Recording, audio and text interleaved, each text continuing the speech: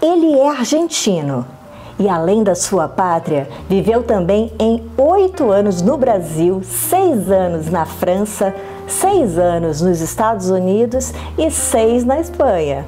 Já possui 19 anos de vasta experiência dentro do setor dos vinhos.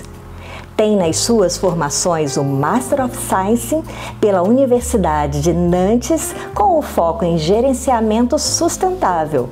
Ele é bacharel em Economia pela Universidade de Valência, com foco em Economia Internacional.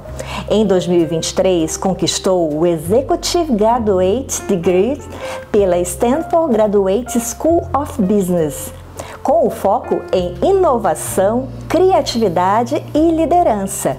Trabalha desde o início da carreira para o grupo Louis Vuitton Moet Hennessy, o LVMH, holding francesa de bens de luxo mais importantes do mundo.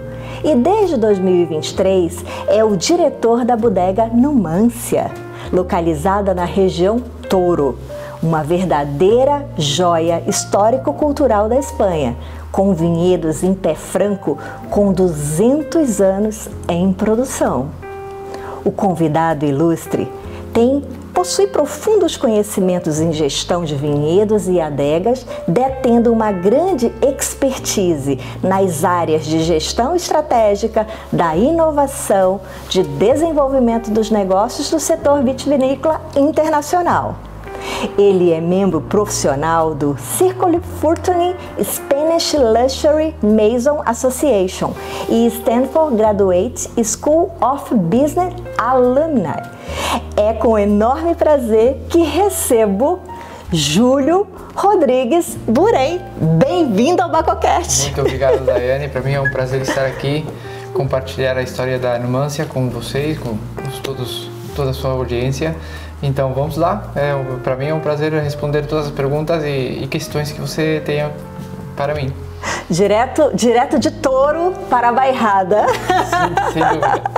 Bem-vindo à Bairrada. Muito obrigado, bonita a Bairrada, adorei. Olha, para iniciar, nós vamos direcionar aqui, vamos transitar numa conversa onde vamos falar da trajetória profissional inspiradora do Júlio, que é fantástica, é linda. Vamos falar também sobre a bodega Numancia, que nessa região, que é uma joia espanhola, em Touro. Vamos também falar sobre o mercado de luxo no setor dos vinhos, aí falar um pouquinho dessa envolvência do grupo que o Júlio tanto ganhou expertise também em trabalhar todo esse tempo, que é o LVMH. Vamos lá. Vamos lá. Primeira pergunta, Júlio, que eu já quero fazer de cara. Pode ir. Qual é a tua história com vinho para começar a trabalhar com vinho? Para começar a trabalhar com vinho, eu começo minha formação como economista na Espanha, logo vou para a França terminar a formação e é na França que eu consigo um primeiro estágio, uma primeira experiência no grupo LVMH em Épernay, na zona de Champagne. Então eu começo lá no ano 2006 e logo, alguns meses depois, eu sou convidado para mudar de Champagne para a divisão de vinhos. E nessa divisão de vinhos eu começo a ter meus primeiros contatos realmente com o mundo vitivinícola. E foi no ano 2007, no fim do ano 2007, que eu conheço a Numancia.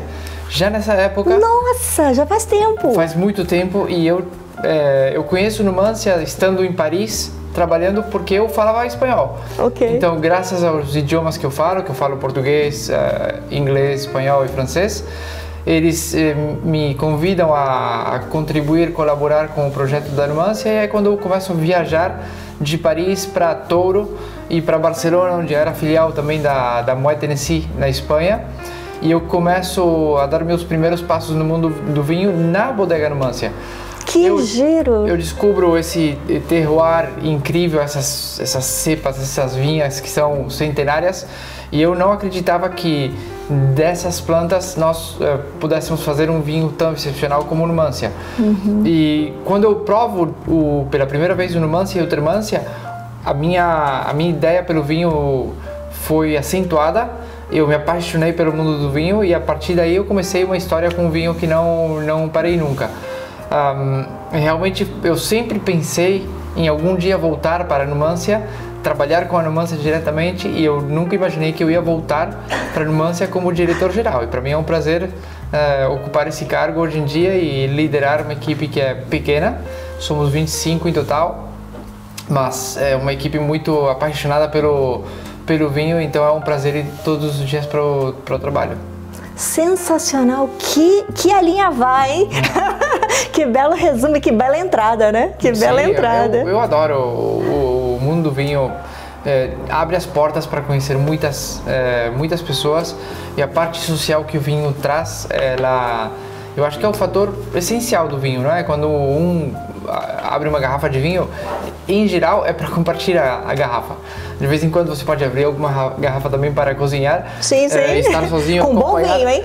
Sim, uma copa enquanto você cozinha, mas geralmente nós abrimos vinhos para compartilhar e compartilhar histórias sobre vinho, sobre nós.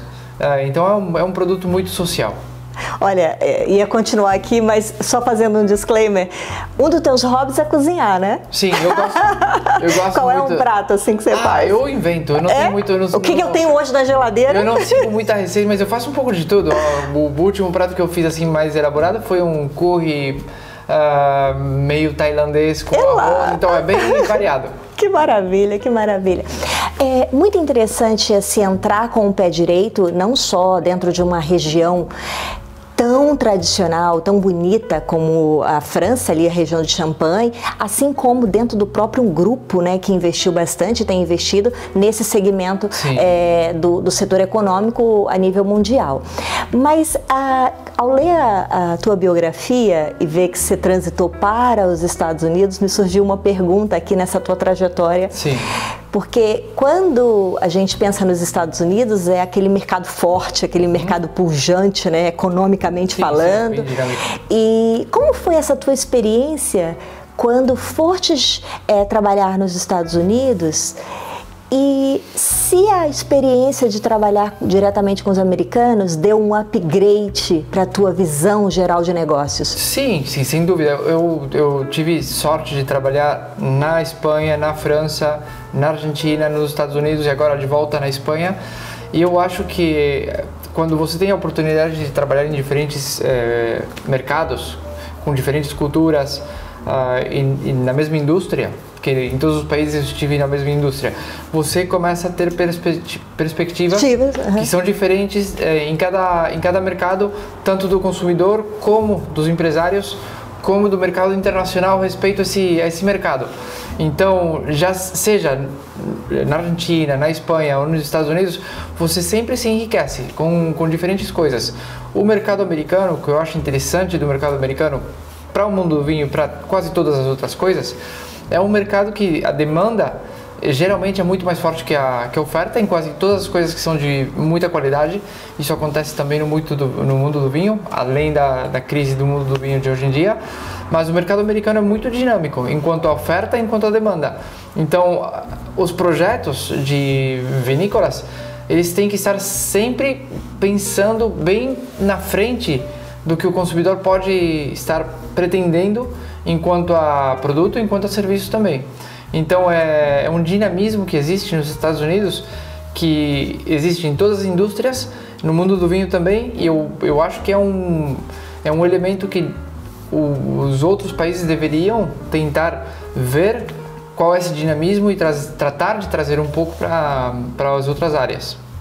Para fomentar, né? Fomentar e estar um pouco na frente da curva do que está acontecendo, porque se nós estamos tratando de jogar o jogo do negócio do vinho da forma puramente tradicional, tem outros que vão acelerar. Então, vão inovar, né? Vão inovar. Então nós temos que saber que essa inovação é muito importante em todas as frentes, não só a parte técnica de enologia, de viticultura, que é muito importante, mas não só, né? Mas é um dos pilares, são vários pilares.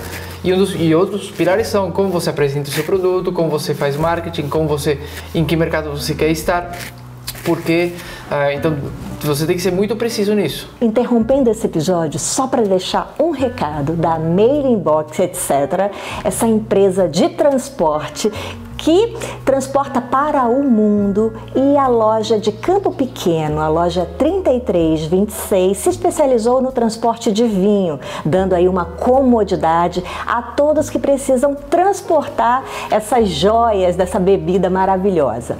A Mailing Box de Campo Pequeno acaba de lançar um aplicativo onde o viajante pode acessar de onde estiver, de onde encontrar as suas garrafas e quiser adquirir, que eles vão lá, recolhem o produto e despacham para o seu destino sem você precisar colocar vinho em mala, dando ali uma confiabilidade, uma segurança, uma tranquilidade que seu vinho vai chegar no destino e olha, super bem acomodado. Então entre em contato com a Mailing Box de Campo Pequeno através do aplicativo ou também através do site ou das redes sociais e tenha esta comodidade no transporte dos teus vinhos. Muito interessante ouvir atentamente o teu discurso sobre os Estados Unidos e muito mais sobre o que você falou um tiquito antes, que foi falar dessa visão mais globalizada, por ângulos diferentes, por perspectivas diferentes. A gente está falando aqui da tua trajetória profissional. E para um profissional como você chegar nesse gabarito, com essa qualificação e com essa visão, é preciso de fato ter tracejado o caminho, ter andado bastante, ter tido essas visões diferentes sobre culturas diferentes, sobre aspectos econômicos diferentes de cada parte do globo, né? E você citou vários aqui onde você transitou e já dá ali uma pincelada de coisas completamente diferentes do que se aplica na América Latina, do que se aplica no mercado americano, do que se aplica na Europa, são coisas diferentes.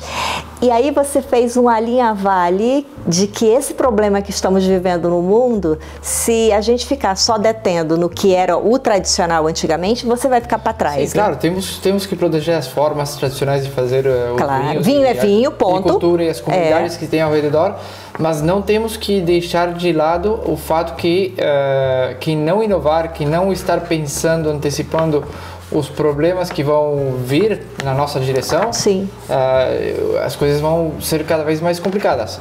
Eu escuto muitas vezes colegas meus, amigos meus em diferentes países, nossa, por que os nossos vinhos, seja o país que seja, não tem mais sucesso nos Estados Unidos se o value for money, a relação qualidade-preço é ótima, nossa, comparada com outros. E não é só uma questão de relação qualidade-preço, não é uma questão de baixar preço que você vai ter mais venda, mais demanda. Você tem que entender o consumo desse mercado, você tem que entender qual é realmente o seu potencial para não estar enganado. Então, quando vemos o mercado dos Estados Unidos, a leitura tem que ser bem específica, não é porque muito vinho é consumido a um preço mais alto que o americano vai escolher vinho internacional. Você tem que ter uma proposta que faça sentido para eles, senão não tem forma. É muito interessante esse fator. E tem muitos players ainda que acreditam que só por a boa relação qualidade-preço vai ter um nicho aí, um espaço de comercialização, e não é tão assim. Por si só o preço iria abrir fronteiras e não é bem isso, né? Não. Tem todo um conjunto de fatores por trás, né? Nós estamos aqui no Portugal. Portugal, sem dúvida, é um grande produtor de vinhos. Eu não sei qual é a porcentagem de vinhos estrangeiros vendidos no Portugal, mas não por ter um vinho de boa relação qualidade-preço comparado com o do Portugal, que vai achar um espaço aqui. Sim. Então tem um orgulho de cada um dos países produtores, que são os maiores consumidores também de vinho. Tem poucas exceções assim de mercados que consomem muito vinho e que não são produtores. Um deles é a Inglaterra, outro é a Suíça, outro é a Alemanha, e a Alemanha produz, Suíça também um pouco, mas França, Espanha, Argentina, Chile, Estados Unidos, onde tem muito consumo, tem muita produção e tem muito orgulho do produto próprio. Então, acreditar que nós vamos achar um lugar só por uma equação monetária não é tão assim. Excelente, olha, Júlio, excelente aspecto essa tua abordagem. E de fato, vindo de quem está vindo essa colocação, dessa visão que você tem do mercado muito mais pragmática, né? E não só poética, muitas vezes é o fato de, olha, não é só por aqui, não é só baixar o preço, né? Tem esse conjunto de coisas que fazem Sim. o produto adentrar primeiro e depois permanecer dentro do mercado, né? Sim, na vinícola, na Bodega Numancia, nós somos 25 pessoas em total e eu estou na liderança como diretor-geral do projeto e o meu rol é liderar a equipe e tratar de influenciar a equipe inteira de pensar na melhor estratégia possível para o negócio, desde vinhedos até a comercialização, marketing e a forma institucional de apresentar a casa. Então, quando nós pensamos na estratégia do negócio, eu obviamente falo com todas as partes do projeto.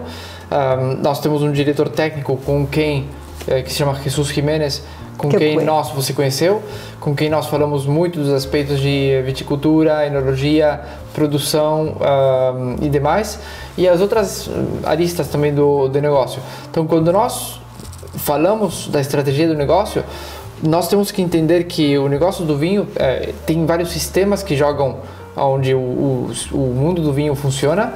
Então é um sistema mundial, um sistema onde tem vários players, várias origens de vinho, mas existem sistemas. Logo tem os competidores. Então nós temos que entender o sistema, temos que entender quais são nossos competidores de verdade, temos que entender qual é a nossa proximidade do consumidor, qual é a nossa empatia com o consumidor e, finalmente, quais são as decisões que nós estamos tomando hoje em dia que vão potenciar o futuro. Então, tem várias questões que nós pensamos e nós podemos dividir isso em 4. Então, são sistemas, são movimentos de cada um dos competidores, nossa empatia com o consumidor e as decisões que tomamos hoje respeito a tudo isso para o futuro. Excelente, Júlio. Competidores, só aqui a gente abre uma lacuna, porque muitas vezes a pessoa pensa que é só quem está produzindo vinho que é o meu concorrente. Não, são as outras bebidas, sim. É a ambiência econômica para aquela cultura ou para aquele país, né? Que é o que está acontecendo hoje, que todo mundo está aí reclamando dos Estados Unidos. Sim, é muito mais amplo. É muito mais amplo, né, do que isso. É muito interessante. Olha, parabéns pela abordagem e muito pela visão estratégica do que está acontecendo no mercado hoje. Fantástico, Júlio. Agora a gente está falando da tua carreira e essa pessoa não está aqui à toa, realmente é um grande gestor.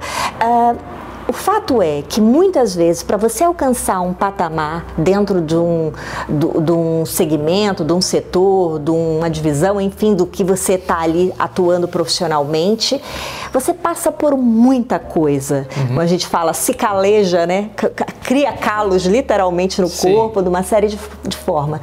Qual foi uma grande dificuldade que tu encontrou durante essa tua jornada? Eu acho que é ter paciência. Ter paciência é um fator diferencial em cada profissional. E tu és calmo, até na forma de falar, né? Sim, eu sou calmo na forma de falar. Às vezes sou menos calmo também, mas eu sou uma pessoa calma em geral. Certo. E paciência é muito importante. Eu ainda sou jovem, sim. Mas se um é paciente com os diferentes fatores que jogam no negócio, na carreira, as coisas terminam funcionando, mas a paciência é um fator determinante, eu acho, em tudo que nós queremos conseguir. E outro fator que é importante também é não esquecer que a gente tem que aproveitar e tem que viver e tem que desfrutar do recorrido. Do caminho, né? Muitas vezes a gente pega as coisas pela seriedade extrema e pensa que tudo tem que ser sério porque nós somos profissionais. Certo. E não é necessariamente isso. Eu acho que tem um fator realmente de desfrute na vida profissional de todo mundo que não temos que esquecer, porque está quase que marcado que para ser um bom profissional você tem que pecar de ser super sério. Claro. E eu acho que é o contrário. Eu acho que para ser um profissional você tem que ser profissional, consistente, mas aproveitar o dia a dia e trazer um pouco de alegria nas coisas que fazemos. Exato. Ai, que fantástico, Júlio, tu tocares nisso e dando um exemplo do nosso próprio encontro, que foi lá em Toro, em Numância, e quando você veio falar comigo, que falava português e tudo, achei tão engraçado, que era uma coisa inusitada para mim, alguém falar ali em português, sim, sim, e falando com uma fluência muito grande. E exatamente isso, estávamos ali no networking, né? Eu estava conhecendo a empresa, sim, conhecendo a região e etc. E foi colocado ali uma semente, e a semente foi através do nosso trato um com o outro, o cuidado, a gentileza, o carinho, e ao mesmo tempo fazendo as atividades profissionais de ambas as partes, né? Sim, sim. Um bom profissional tem que ser primeiro consistente. Eu acho que é o que todo mundo espera de outros. Quando eu considero que alguém é bom profissional, o que eu espero desse profissional é que exista consistência no que essa pessoa vai entregar. Claro. Não procuro a autenticidade só por ser diferente, louco, um perfil estranho. Não, eu tenho que saber o que eu posso esperar desse profissional. Então, nós funcionamos assim na vinícola e estamos sempre tratando de pensar no que vai acontecer e como podemos inovar e ir para frente e antecipar o que vai acontecer no mundo. Sem dúvida, fantástico. Júlio, dentre a nossa trajetória profissional e a tua que é bela e já vasta, teve alguma pessoa que te inspirou? Eu acho que tem pessoas que inspiram de forma recorrente. A minha equipe em geral é sempre um fator determinante. Eu acho que trabalhar em equipe, realmente trabalhar em equipe significa que todo mundo esteja alinhado com o que nós queremos fazer. Então, meu perfil de liderazgo com a equipe, que aqui me inspira, no fundo meu rol é fazer que todos estemos juntos com um único objetivo. Então, qual é esse objetivo? É um objetivo que vai servir para a equipe, para o negócio, para os acionistas e que funciona apesar do que esteja acontecendo no mundo. Por exemplo, esse ano, nós, em dezembro do ano 2024, fizemos uma reunião com a equipe, meus reportes diretos, para estabelecer quais eram os objetivos do ano 2025.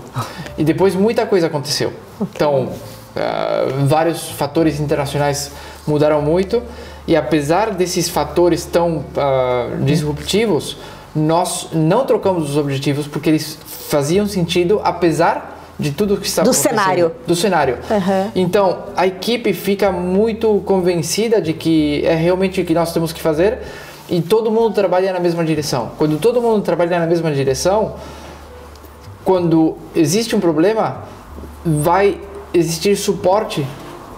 Todos vão caminhar para resolver, Quando algum deles enfrenta uma dificuldade, um challenge, outros vão vir em suporte. Por quê? Porque nós estamos todos alinhados. Então é uma direção bem comum que nós temos, todo mundo entende, a gente fica de acordo no que queremos alcançar e isso é muito inspirador. Eu acho que cada vez que eu tive diferentes equipes na minha carreira, foi esse o fator determinante que me inspirava, estamos juntos nisso e pode acontecer quase qualquer coisa. Exato. Que vamos estar sempre enfocados na direção estratégica que nós definimos há um tempo atrás. Então isso é muito importante. É um pouco de trabalhar com a visão do que nós queremos conseguir, que vai além do curto prazo. É uma questão bem de qual é a filosofia que nós queremos ter naquilo que queremos alcançar, seja o que seja. Sim, sim, sim. É mirar na visão estratégica do negócio, do que se direciona e seguindo ali as premissas da própria empresa, exato, né? Do que é a marca, do que carrega, né? Muito interessante. Mas olha, Júlio, isso só consegue um bom gestor habilidoso. Isso é para poucos, tá? De fato, tô falando porque não é fácil encontrar essa coesão de equipes. Muitas vezes o sabotamento acontece dentro da própria casa, né? Dentro da própria equipe. É impressionante. O fator essencial é que nós estemos de acordo em que a visão é possível, mesmo se ela é muito, muito ambiciosa, bem longe no tempo, etc. Mas o fator diferencial é que todo mundo entenda e acredite que nós somos capazes de chegar lá juntos. Se isso acontece, Então tem muita energia em conjunto para poder alinhar os esforços. Sem dúvida. Olha, excelente. Júlio, para finalizar aqui falando da tua trajetória, quem era o Júlio há 19 anos atrás e quem é o Júlio hoje? O Júlio, há 19 anos atrás, era uma pessoa que apenas conhecia o mundo do vinho, e quando eu tive a oportunidade justamente de ir para a Numância a ajudar, porque eu era a única pessoa que falava espanhol na divisão de vinhos nesse momento, então por isso eu fui para o projeto ajudar. Eu descubro o mundo do vinho, eu me apaixonei pelo mundo do vinho porque eu achava inacreditável que de alguns terroirs nós pudéssemos obter uns vinhos que fossem tão emocionais. Sem dúvida. E hoje em dia, então eu continuo com essa paixão que se acrescenta, é um acumulativo de... Todos os dias eu descubro alguma coisa novidosa no mundo do vinho, seja na parte técnica, seja na parte de comercialização, marketing, seja na parte de estratégia, seja nesse pensamento do sistema do vinho, dos players, sempre tem uma novidade que entra a ver, e eu adoro compartilhar tempo com pessoas que são apaixonadas como eu nesse setor, como você, como meus colegas. Júlio, agora você descrevendo isso, me lembrei da caixa do relógio, da engrenagem. Uhum. Então, cada ponto ali vai puxando andar, caminhar, né? E essa visão estratégica da emoção, da parte técnica, do negócio, da visão, da águia, né, por cima olhando, é super importante para que você realmente alcance o resultado final. No teu caso, é de gerir uma empresa, apesar de ser uma equipe pequena, mas coesa, mas com uma mentalidade grande, né? Porque, afinal de contas, vocês fazem parte de um investimento de um grupo muito grande. Então, muito interessante, parabéns, porque ver essa engrenagem toda alinhada, literalmente, com você gerenciando tudo isso, tem tido bons resultados, não é pelo mundo que estamos vendo aí a Bodega Numância sendo falada e os vinhos sendo admirados, sempre com uma referência de touro, né? Isso virou a referência de touro. Sim. Eu tenho conversado com muitos enófilos que já partiram ali, não estão mais no beabá, né? Já estão no outro patamar, já com muito conhecimento vínico, e quando se pensa em touro é Numância, né? É impressionante. E, aproveitando isso, vamos falar dessa delícia que é essa região. Numância Touro é uma região excepcional, histórica, tem muito para contar da região, mas eu acho que o principal dessa região é contar que ela foi isolada do filoxera. O filoxera não entrou na região. E por que motivo? Porque o filoxera os solos são de areia, e o filoxera não tem facilidade, ele se dificulta em penetrar esse tipo de solo. Sério? Então essa região foi isolada, foi protegida do efeito do filoxera de forma natural, e isso beneficiou a região, porque hoje em dia existem muitas parcelas pequenas que são pré-filoxéricas, que são de pé franco e sem enxertar. Então é uma região quase única no mundo, porque não tem muitas outras que estejam a salvo do filoxera de forma natural. Tem algumas regiões onde o filoxera não chegou, mas muito poucos. E nós, hoje em dia, somos uma das regiões que contamos com a maior quantidade de pé franco sem enxertar do mundo. Numância é uma vinícola que foi fundada no ano 1998, então não chega a 30 anos, e foi uma vinícola fundada realmente com o objetivo de reabilitar e de alguma forma socorrer as parcelas dessa região, porque a região estava um pouco em abandono. Tem várias zonas na Espanha que estão, a gente fala de a Espanha vaziada de população. Por quê? Porque os jovens procuram cidades mais dinâmicas, onde tem mais oportunidades profissionais, e eles abandonam o campo, como por exemplo a região da Touro. E é uma pena isso. Por quê? Porque eles, pouco a pouco, as gerações que vão passando, eles vão abandonando os vinhedos que pertenciam à família. Então, os fundadores da Numância, eles fundaram a Numância através de pequenas parcelas que eles puderam recuperar, que estavam quase abandonadas. Eles reabilitaram, porque eles sabiam que o potencial que essa região ia ter no futuro, se fosse bem trabalhada, ia ser muito forte. Então isso pouco a pouco foi sendo revelado para o mundo, e o que nós descobrimos hoje com os vinhos da Numância realmente refletem essa inspiração. Sensacional. E uma coisa curiosa que vocês me contaram quando eu estive lá era o porquê Numância. Acho que é interessante falar também, né? Numância, sim. Pedir a gentileza para te contar a história do porquê Numância. Bom, Numância é um povoado que existia no norte da Espanha há 2000 anos atrás. É um povoado era uma comunidade, uma tribo celta, de origem celta, que vivia tranquilamente no norte da Espanha, até que os romãs invadiram o povoado numantino. O povoado numantino tratou de se defender, lutar contra os romãs durante muitos anos. Eles aguentaram uns 20 e poucos anos de assédio, mas finalmente foi difícil porque os romanos dominaram tudo. Então, por que a vinícola foi fundada com o nome de Numância? Por duas razões. Uma é esse assédio dos romãs sobre o povoado numantino é um pouco a analogia do que o filoxera é com respeito à região de Touro. É um certo assédio. A tentativa. A tentativa do filoxera de entrar sem poder entrar. E o outro fator principal é a inspiração do povoado numantino, enquanto a vontade que eles tinham de ser autênticos e ser realmente eles mesmos, e manter a cultura deles, e não querer se converter em ser romanizados. Então nós hoje em dia nos inspiramos muito nisso, porque nós pensamos que o vinho que nós temos que fazer da região de Touro, ele tem que ser honesto e genuíno com a região de onde nós somos.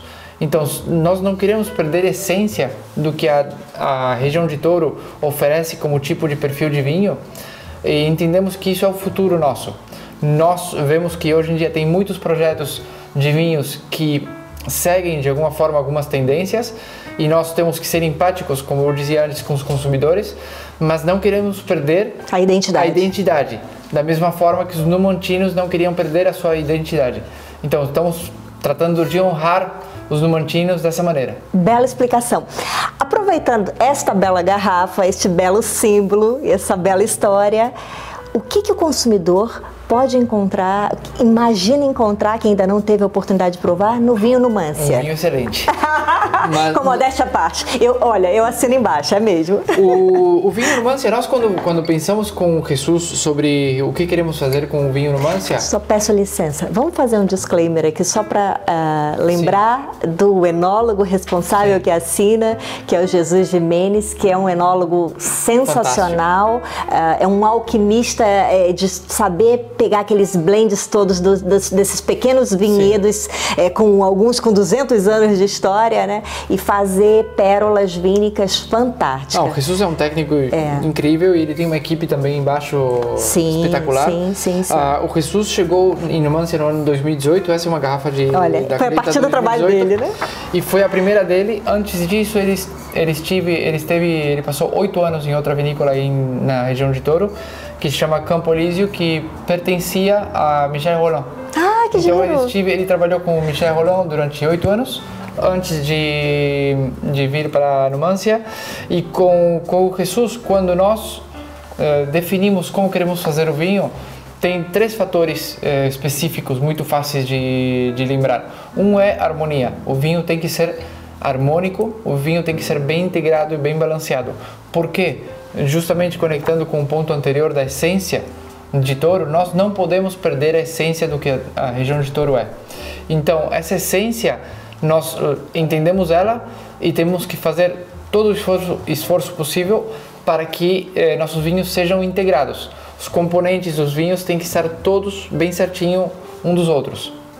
O outro fator, além da harmonia, é o fator da complexidade, que vai converter o vinho em ser muito versátil na hora de fazer harmonização com gastronomia. Então, a complexidade que nós achamos no vinho cobre uma paleta de aromáticos e notas incríveis na nariz e na boca. Essa versatilidade de sabores convertem o vinho em um vinho que vai harmonizar muito bem com uma variedade muito ampla de gastronomia. Realmente eu recomendo provar Numância com peixes grelhados com arroz, Olha. com comida, com frutos do mar. E realmente é um descobrimento para mim logo de 7 anos em Napa Valley. Descobrir que um vinho tinto desse perfil, desse calibre, pode ir também com comidas desse tipo. E finalmente, outro fator que nós usamos para determinar como fazer o Numancia é um fator temporal ou atemporal do vinho. Nossos vinhos são definidos de forma tal que eles possam ser criados durante muitos anos, ser mantidos em aging, em garrafa, durante muitos anos. Então nós liberamos os vinhos com pelo menos 3 anos de garrafa. Sensacional. E nossos vinhos têm que durar pelo menos 20 anos. São detalhes técnicos que quem sabe o que é o mundo dos vinhos, o que isso representa. Primeiro, o investimento de você estar 3 anos em cave segurando a garrafa ali, né? Isso aí já esforço grande. É um esforço gigante, vamos pôr assim. Sim. Né? Porque é produto parado, é a garrafa parada, é investimento parado, mas com uma finalidade sensacional. Que é qualidade. Que é qualidade, exato. É estabilizar o produto mesmo. E essa empatia pelo consumidor. Nós sabemos que se aguentamos o vinho em garrafa 3 anos, o vinho vai estar pronto para o consumidor abrir quando ele for lançado ao mercado. Se nós nos deixamos levar pela tentação de liberar o vinho rapidamente por questões financeiras ou a que seja, nós vamos estar liberando um vinho que não vai estar 100% pronto para o consumidor.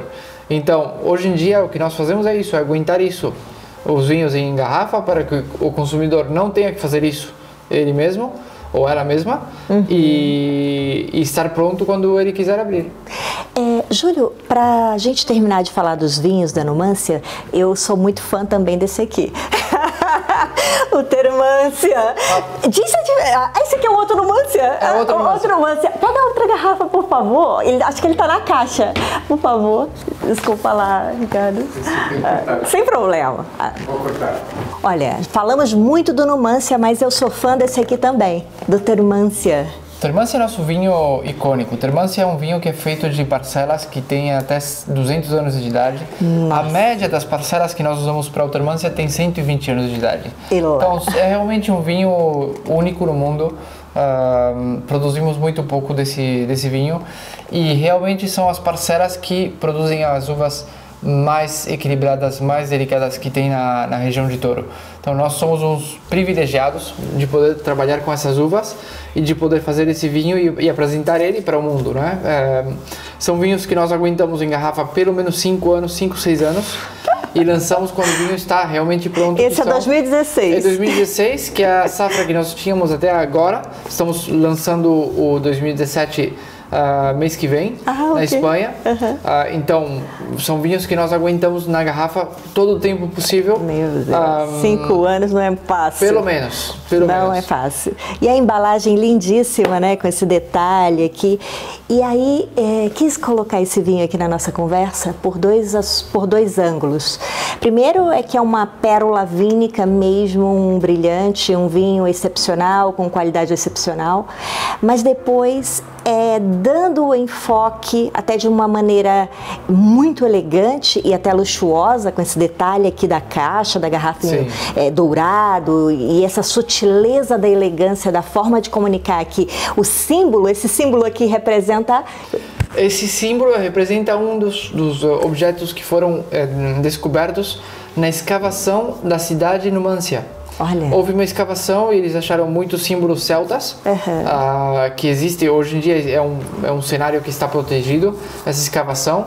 E esse símbolo representa um cavaleiro que está montando um cavalo que tem 2 cabeças, um por cada lado. Então era realmente um objeto em cobre ou bronze que tem essa forma. Aí está simplificado. E aí adaptar essa história da própria região, né, do que foi encontrado, a essa preciosidade que é esse produto de vocês também. E esse mercado do luxo que é o nosso próximo tema, ao qual eu queria falar muito com você, porque você trabalha para o grupo Louis Vuitton, Moet Hennessy, já todo esse tempo ganhou essa expertise, teve à frente aí junto com o grupo para adquirir lá a Numância nesse momento, nessa fase, né? Hoje em dia, passado todo esse tempo, uns dados que eu busquei, que são públicos na internet, hoje, se eu não me engano, são mais de 27 empresas dentro do grupo, marcas, na verdade, marcas de bebidas, entre destilados e vinhos, né? Pode ser, sim, tem várias. Então, só para quem ainda não tem ideia do investimento desse grupo no setor dos vinhos em especial, desde a Moet Chandon, Dom Perignon, Mercier, Veuve Clicquot, Krug, Ruinart, Chandon, Estados Unidos, Austrália, Argentina, Brasil, China, Índia, Chateau d'Yquem, já pensou? Chateau Cheval Blanc, Claude Lambret, Cape Mentel, Claude Bay, Terraça de Los Angeles, Chevalier des Andes, Bodega Numância, e eu não sei falar esse nome em chinês, mas Ouyun? Aoyun. E recentes novos investimentos e tal em outras empresas dentro dessa divisão, né? Então, você vai vendo, nós estamos falando de um grupo grande, de marcas poderosas e marcas sempre correlacionadas ao luxo. Sim, marcas pequenas. Numância é uma vinícola muito pequena. Sim, e aí é que eu quero entrar. Esse grupo grande, poderoso e que tem esse foco do luxo, resolveu investir nesse segmento do vinho. Por que motivo? O fator comum em todas essas casas é qualidade. Então, é um grupo que aposta muito pelo largo prazo. O mundo do vinho é um mundo que necessita do largo prazo para poder se desenvolver. Nós trabalhamos com muita autonomia. O grupo entrou na Numância entendendo que ia ser um vinho especial, de um terroir especial, irreplicável. Ninguém pode replicar um vinhedo de 120 anos, de 200 anos, como o Termância. A Numância tem 80 anos de média. Então, eles entendem essa exclusividade, o fator de escassez que existe em alguns elementos.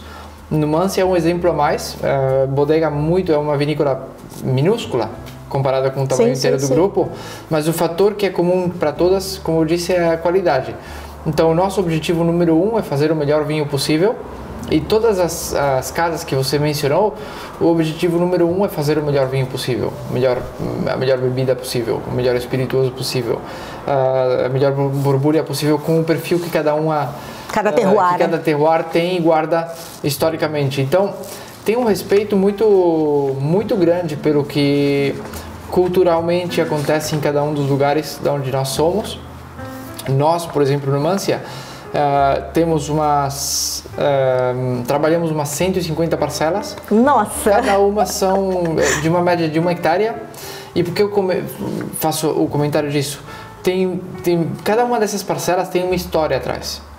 É graças a várias gerações que foram cuidando dessas parcelas, preservando essas parcelas, e pouco a pouco tem cada vez menos parcelas, porque tem um abandono. Então, nosso objetivo essencial, se nós queremos fazer esse vinho, é preservar essas parcelas e tratar de ajudar a comunidade de preservar isso também. Das 150, nós somos donos de 83, 82, o resto são de parceiros nossos acompanhados por nós. Claro. Nós tratamos de ajudar eles a entender qual é a forma mais sustentável de operar os vinhedos, e nós tratamos de incentivar eles e as suas famílias de continuarem com a atividade agrícola. Então, tem um apoio muito forte nosso, que é parte essencial do que o grupo tenta fazer também, que é apoiar nossa empresa para apoiar logo as comunidades onde nós estamos. Sensacional, bela explicação. E só arredondando aqui, um dos dados que eu coletei é que a divisão de Wine and Spirits dentro do grupo representa 7% da receita total do grupo, e que a receita total do grupo foi em 2024 84,7 bilhões, enquanto a divisão específica de Wine and Spirits 5,86 bilhões de euros. Sim. É muito interessante a gente fazer esse disclaimer para esses números, é só para ver a representatividade desse segmento de investimento e, sobretudo, correlacionado ao luxo. E por que eu estou chamando essa atenção? Porque muito recente, essa semana, a gente viu um banquete sendo servido, né, na Inglaterra para receber um chefe de Estado.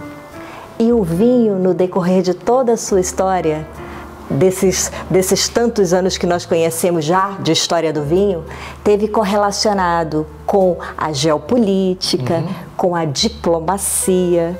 E isso é um fator muito interessante quando a gente faz o alinhavar com o luxo. E a minha pergunta é muito simples, Júlio. Qual é o verdadeiro papel do vinho dentro do mercado de luxo? É um setor tradicional, histórico, o mundo do vinho e o mundo das bebidas espirituosas. Nós estamos aqui perto de Porto, que também foi um dos produtos super exportados à Inglaterra, surgiu como é o vinho mais famoso do mundo. Então, o vinho sempre existiu, faz 10 mil anos que o vinho é consumido, faz muitos anos que o vinho é parte central da cultura. E faz muitos anos que o vinho é parte central também de uma cultura de como dizer, de embaixadores, de internacionalização, diplomacia. De fazer o hosting, de convidar e receber bem. Hoje você foi recebido como aqui? Me diga lá. É perfeito, com um bom espumante da Bairrada. Boa! Só não te ensinei uma coisa, Júlio, que eu ainda vou te ensinar. Trabuca. Eu vou te ensinar. Trabuca, olha! Mas não era isso. É que aqui na Bairrada, nós como enófilos da Bairrada, temos uma saudação. Mas eu ia te ensinar no almoço. Mas enfim, é vino bairradino, que é em latim, vinho da Bairrada. Okay. Então, vino bairradino. Então, quando nós brindamos, a gente sempre usa, que é para, tipo, estamos falando de confrade para confrade. Então, mas, desculpa. Não, tudo bem. A diplomacia de receber, né, com vinho, é isso. E logo tem, bom, o mundo do vinho é muito diversificado. Hoje em dia, o que eu vejo no mundo do vinho é que nós temos que entender que o futuro está na criação de valor. Então, esse mundo de volume e crescimento só através do volume não tem muito mais sentido.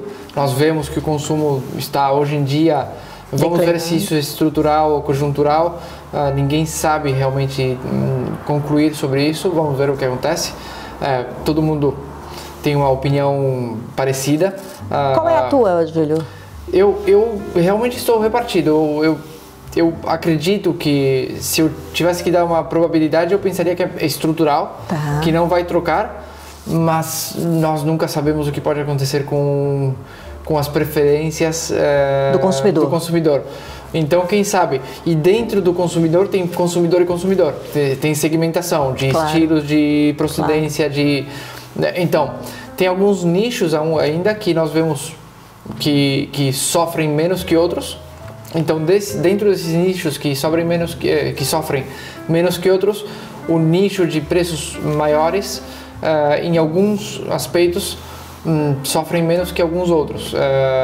Então, aí é onde o mundo premium, sem falar de luxo, o mundo da exclusividade, o mundo da autenticidade, da escassez, joga um fator importante e permite que alguns players sofram menos. Interessante, você pontuou aqui muito interessante, escassez, autenticidade, esses pontos do vinho é super interessante. E tem um outro aspecto quando a gente fala de vinho premium ou vinho de luxo, que é o branding sofisticado, né? O branding sofisticado. Quando a gente olha as redes sociais da Numância, você vê ali a minha leitura é um olhar inspiracional ao que eu estou vendo ali. Vocês estão comunicando o que é a empresa, como é que usa o vinho, como é que faz ali, etc.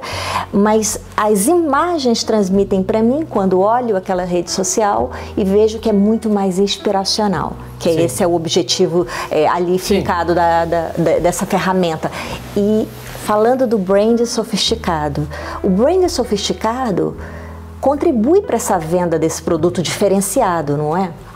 Autêntico, diferenciador. Sem dúvida, sem dúvida. O branding é uma questão super importante para qualquer fator que queira vender, seja um produto, um serviço, o personal branding. Sim. Então tem que ser bem específico a forma que você vai transmitir a mensagem. Não é só uma questão de mensagem ou de estética artística, porque isso você pode definir de forma um pouco superficial, né? Superficial e ser super estético e ser super artístico. E não ter conteúdo.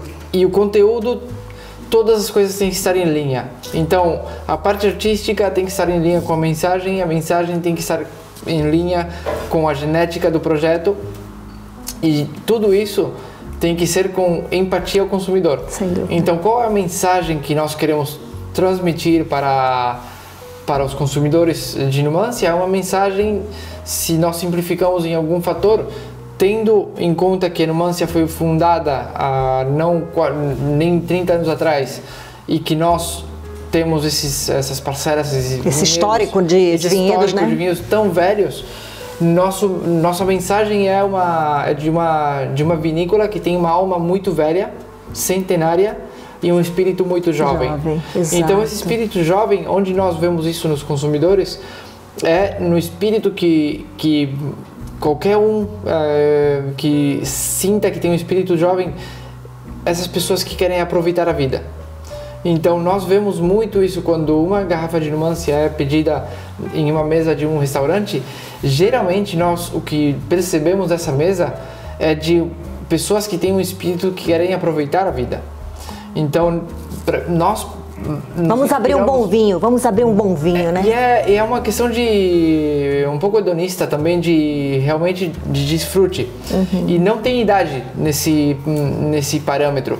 Nós vemos consumidores que pedem um vinho que tem 30 anos e outros que têm 70 anos. Aconteceu comigo e o Martin, que fomos a um restaurante em Madrid e estávamos celebrando um prêmio que a Numancia recebeu, e na mesa do lado chega uma pessoa, uma senhora de uns 70, 75 anos, esplêndida, com umas roupas espetacularmente modernas, óculos super modernos, um penteado... Como fala a linguagem do jovem, cool, super cool. E ela estava esperando o marido e um outro casal, que ela falou para o responsável da mesa. E ela pediu, ele perguntou, quer alguma coisa para tomar enquanto você espera? Sim, pode trazer uma garrafa de Numancia. Fantástico. E com Martim a gente se olhou e disse... Não foi combinado. Esse é o espírito que nós queremos. Exato. Nós queremos transmitir para todo mundo. É um espírito jovem da Numancia que representa aquelas pessoas que querem aproveitar a vida. E com esse espírito jovem que a gente vai finalizar nossa conversa, te agradecer primeiro por ter topado vir conversar um bocadinho comigo, mas queria aproveitar a oportunidade, Júlio, e te presentear com o meu livro Vinho Viagem Cultural, muito obrigado. A qual escrevi com o objetivo de transmitir a cultura do vinho de uma forma leve, prazerosa, simples, e que todas as pessoas que pudessem ler essas páginas, adentrassem a esse mundo dos vinhos, entendessem a importância sociocultural, econômica, na geopolítica desta bebida milenar. E esse é o objetivo, não é ser compêndio, mas ser um transitar na história, mostrando quão importante é essa bebida. E queria te dar de presente aqui esse livro com carinho, muito com obrigado. Respeito, que sei que você gosta do assunto. Eu adoro a ideia. Eu acho que nós temos, todos os players na indústria, nós temos uma responsabilidade de transmitir o que o mundo do vinho é, de forma simples, sem complicar as coisas. Exato. Ter uma mensagem muito fácil, porque eu acho que já algumas décadas atrás, por algum motivo que eu desconheço especificamente, nós começamos a complicar tudo muito. Então, o consumidor que já não se sentia tão confiado no mundo do vinho, começou a se afastar ainda mais por ter vergonha de não saber exatamente como se mexer nesse mundo. Então, o consumidor eu pego assim, não pego assim, faço assim, enfim. Peço esse vinho, peço outro vinho, coloco o gelo, não coloco o gelo. Exato. Se você gosta de vinho, toma como você quiser. Exato. Pede o vinho que você quiser, toma da na forma temperatura que você quiser. Né? Então, nós isso. temos que simplificar tudo. Eu agradeço o esforço que você faz para isso.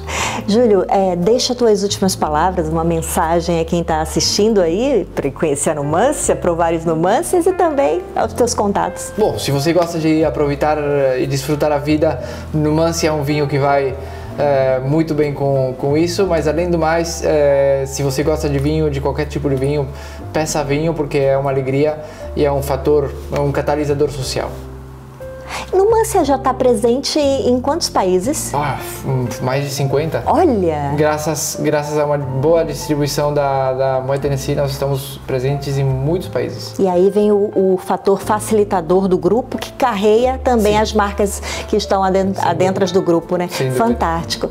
E as redes, como as pessoas entram em contato com você, que quiserem fazer negócios, e qual o teu contato principal? O mais fácil de contactar-nos é através do website. Ok. Tem um contact que é muito fácil, numancia.com, e aí qualquer contato, a minha equipe é muito reativa e eles me enviam rapidamente qualquer tipo de questão. Olha, Júlio, obrigado. Bem-vindo à Bairrada. Muito obrigado. E eu sou Daiane Casal e você me encontra em todas as plataformas e redes digitais com o perfil @Daiane Casal. Até o próximo episódio. Tchau, tchau. Tchau, tchau, Júlio. Tchau, tchau.